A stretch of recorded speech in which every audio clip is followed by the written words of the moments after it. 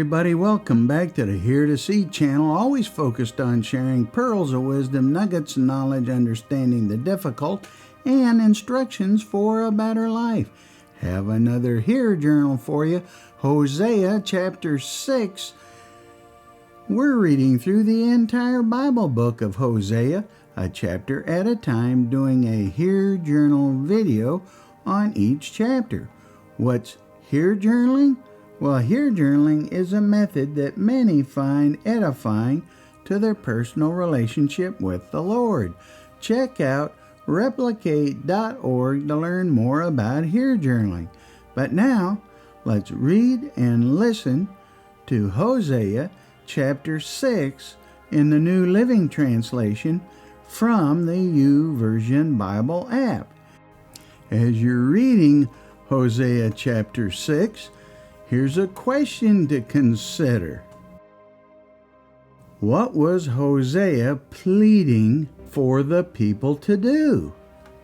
Put your answer in the comments below. Like and subscribe so you can see these and other great videos, and share it with others, won't you?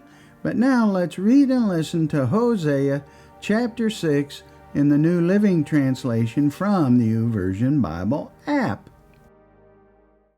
Chapter 6. A Call to Repentance. Come, let us return to the Lord. He has torn us to pieces. Now he will heal us. He has injured us. Now he will bandage our wounds. In just a short time he will restore us so that we may live in his presence. Oh, that we might know the Lord. Let us press on to know him. He will respond to us as surely as the arrival of dawn or the coming of rains in early spring. O Israel and Judah, what should I do with you? Asks the Lord. For your love vanishes like the morning mist and disappears like dew in the sunlight. I sent my prophets to cut you to pieces, to slaughter you with my words, with judgments as inescapable as light. I want you to show love, not offer sacrifices. I want you to know me more than I want burnt offerings. But like Adam, you broke my covenant and betrayed my trust. Gilead is a city of sinners, tracked with footprints of blood. Priests form bands of robbers, waiting in ambush for their victims. They murder travelers along the road to Shechem and practice every kind of sin. Yes, I have seen something horrible in Ephraim and Israel. My people are defiled by prostituting themselves with other gods.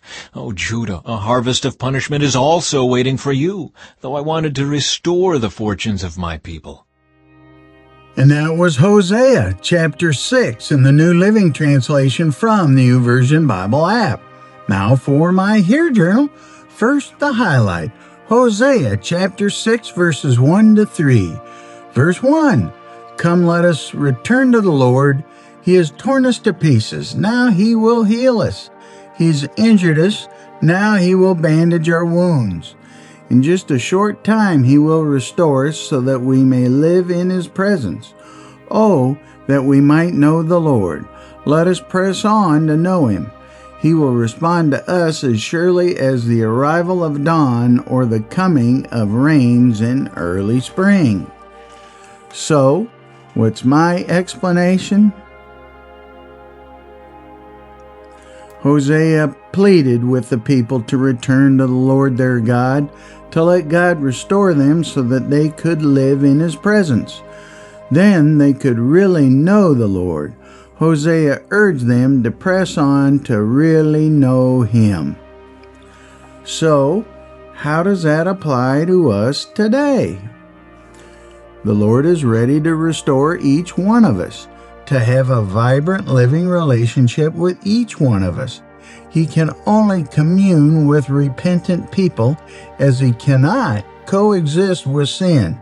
Jesus made a way to forgive our sins and cleanse us, the Holy Spirit to indwell us so that we too can experience him in a continuous, glorious way. Romans 5:8. But God shows his love for us, that while we were still sinners, Christ died for us. John 3:16. For God so loved the world that he gave his only Son, that whoever believes in him should not perish but have eternal life. John 14:6. Jesus said to him, I am the way and the truth and the life. No one comes to the Father except through me. Revelation 3:20. Behold, I stand at the door and knock. If anyone hears my voice and opens the door, I will come to him, eat with him, and he with me. John 15:5. I am the vine, you are the branches. Whoever abides in me and I in him, he it is that bears much fruit. For apart from me you can do nothing. Hebrews 11:6. And without faith it's impossible to please him. For whoever would draw near to God must believe that he exists and that he rewards those who seek him. 1 John 1:9. We confess our sins, he's faithful and just to forgive us our sins and to cleanse us from all unrighteousness. Jeremiah 29:11. For I know the plans I have for you, declares the Lord, plans for welfare, not for evil, to give you a future and a hope. Romans 6:23. For the wages of sin is death, but the free gift of God is eternal life in Christ Jesus our Lord. 1 Peter 5, verses 6 and 7. Humble yourselves, therefore, under the mighty hand of God, so that at the proper time he may exalt you, casting all your anxieties on him, because he cares for you. John chapter 6, verse 40. For this is the will of my Father, that everyone who looks on the Son and believes in him should have eternal life, and I will raise him up on the last day. James chapter 4, verses 6 through 10. But he gives more grace. Therefore, it says, God opposes the proud, but gives grace to the humble.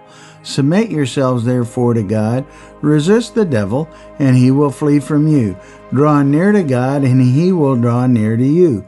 Cleanse your hands, you sinners, and purify your hearts, you double-minded. Be wretched and mourn and weep. Let your laughter be turned into mourning, and your joy to gloom. Humble yourselves before the Lord, and he will exalt you. And so, what is my response? Thank you, Lord, for your salvation and this wonderful relationship I share with you. Pray for any that do not know you. May they find you as their Lord and Savior. Amen and amen. Now, how about you? Why don't you try some hair journaling? Highlight, explain, apply, respond. You will be so glad you did. Comment below, share your experiences with us, and put your answer in the comments below, please. And if you don't know Jesus as your Lord and Savior, read the Gospel of John chapter 3 to learn about his forgiveness. And talk to God about it. You can always talk to God. Seek him now. God bless.